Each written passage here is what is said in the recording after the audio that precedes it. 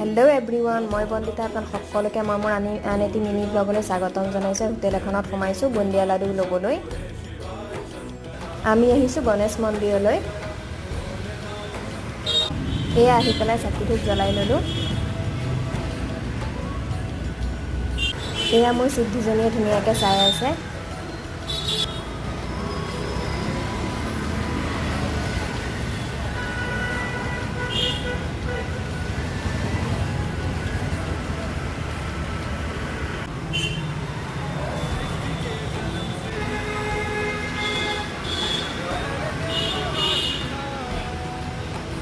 গণেশ মন্দিৰৰ পৰা আহি এতিয়া শিৱ মন্দিৰলৈ আহিছোঁ। এয়া চাকি ধূপ কিনিছোঁ জ্বলাবলৈ।